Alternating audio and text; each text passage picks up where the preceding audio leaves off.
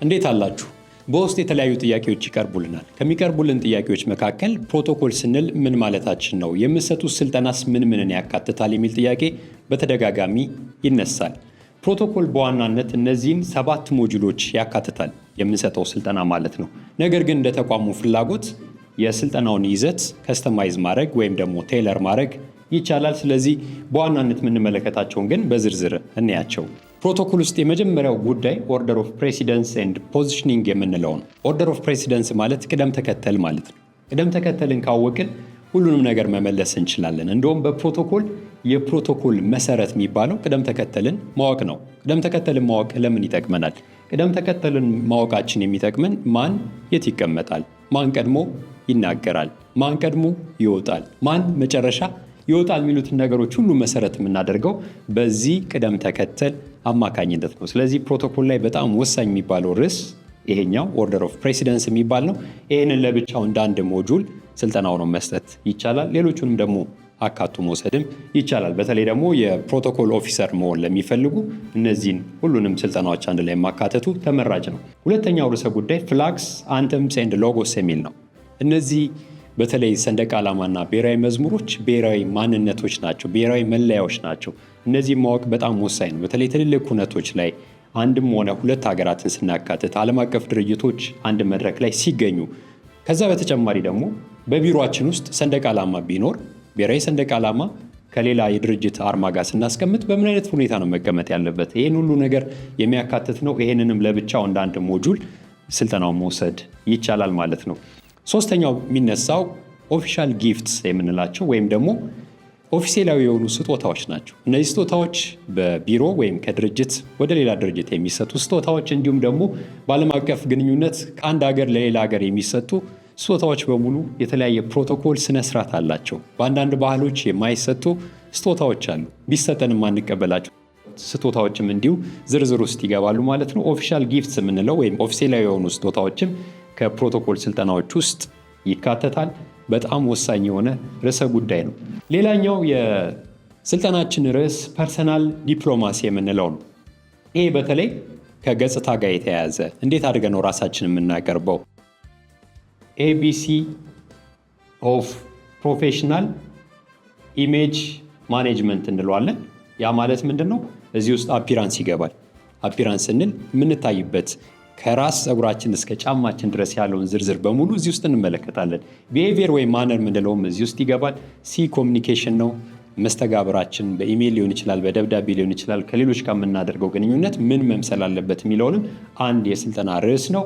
ፐርሰናል ዲፕሎማሲ እዚህ ውስጥ ይካተታል ማለት ነው። ሌላኛው ዳይኒንግ ኤቲኬት ነው። አንዳንድ ገበታዎች ወይም ማዕዶች ዝም ብለን ለመመገብ ብቻ የምንቀርብባቸው ቦታዎች አይደሉም። የተለያዩ ውይይቶች የሚካሄድባቸው፣ የተለያዩ ውሳኔዎች የሚወሰንባቸው። እንደውም ምን ይባላል አሁን ላይ ገበታ የዲፕሎማሲ ሌላ መድረክ እየሆነ ነው። ጋስትሮ ዲፕሎማሲ ይሉታል፣ ፉድ ዲፕሎማሲ ይሉታል። እንግዳም ሲመጣብን ቤታችን ማዕድ አዘጋጅተን ነው የምንቀበለው። እንደዚሁ በቢዝነስ ላይ በዓለም አቀፍ ግንኙነትም ላይ ገበታ የራሱ የሆነ ትልቅ ስርዓት አለው።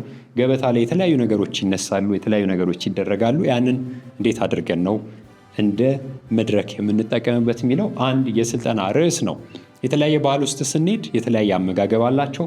እሱም ማወቅ እሱም ማጥናት እንዲሁ ከሚመከሩት ውስጥ ይገባል ማለት ነው። ከስልጠና ርዕሶች ውስጥ አንዱ ዳይኒንግ ኤቲኬት ነው። ዳይን ላይክ ዲፕሎማት ይባላል። ገበታ ላይ ስንቀርብ ትኩረታችን ምግቡ ላይ ብቻ አይደለም፣ ከዛ በላይ መሄድ አለብን። አሁን ላይ በተለይ ትልልቅ ድርጅቶች የስራ ቅጥር ሲያከናውኑ ጭምር ገበታ ላይ ነው የሚቀጥሩን። እንዴት አድርገን ነው የምንመገበው የሚለው ብቻ ሳይሆን ከምግብ ቤቱ ሰራተኞች ወይም አስተናጋጆች ጋር ያለ መስተጋብር ምን ይመስላል? ምክንያቱም ያንን ነገ ስራ ቦታ እናመጣዋለን። ሌላ መድረክ ነው ማለት ነው። የምንገመገምበት የምንመዘንበት አንዱ መድረክ ነው። እንዲሁ ጥንቃቄ ይፈልጋል። ሌላኛው የስልጠናችን ርዕሰ ጉዳይ ኤቨንት ፕሮቶኮል ኤንድ ሴሪሞኒያል ማኔጅመንት የምንለው ነው። ፕሮቶኮል መድረክ ይፈልጋል።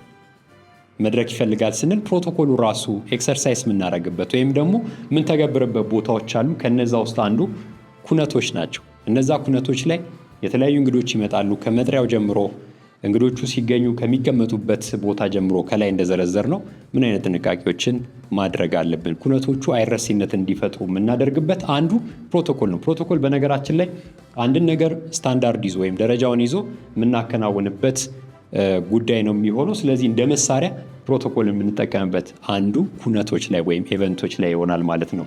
ሌላኛው ምናልባት የኛው ዝርዝር ከላይ መሆን የነበረበት ነው።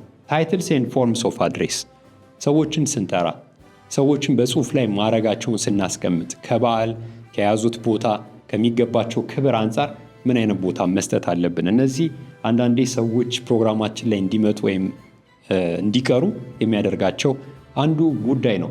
እነዚህ እንግዲህ በዋናነት የዘረዘርናቸው ናቸው። ከዛ ውጪ አሁን ይህን ነጥብ እያነሳው ምናልባት በዚህ ዘመን በጣም አስፈላጊ ነው የሚባለው ዓለማችን አንድ እየሆነች ነው።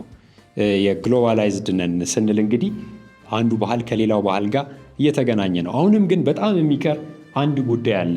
ባህል ይጠናል። የካልቸራል ኢንቴሊጀንስ የምንለው ወደ ሌላ ባህል ስንሄድ፣ ወደ ሌላ ሀገር ስንሄድ ማወቅ ያለብን በርካታ ዝርዝሮች አሉ። ሲኪውም ይባላል።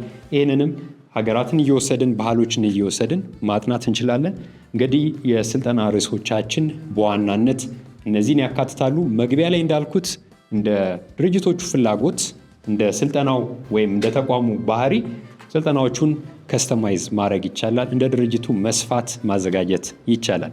እንግዲህ ራሳችንን በተሻለ መንገድ ለማቅረብ ስልጠና አንዱ አማራጭ ነው። በተቀመጡ ስልክ ቁጥሮች ደውሉልን። እንዲሁም ደግሞ በኢሜይሉ ጽፋችሁ ስለ ስልጠናዎቹ መጠየቅ ይቻላል። ስልጠናዎቹ የሚሰጡበት 3 አማራጮች አሉ። አንደኛው 1 ለ1 ወይም ደግሞ 1 to 1 የምንለው በግል ስልጠናውን መውሰድ ይቻላል። በግሩፕ ሆኖ ወይም በቡድን ስልጠናውን መውሰድ ይቻላል። ከዛ በተጨማሪ ደግሞ በተቋም ደረጃ የኮርፖሬት ፓኬጅም አለን። ስልጠናዎቹ እነዚህ ናቸው። መልካም ጊዜ።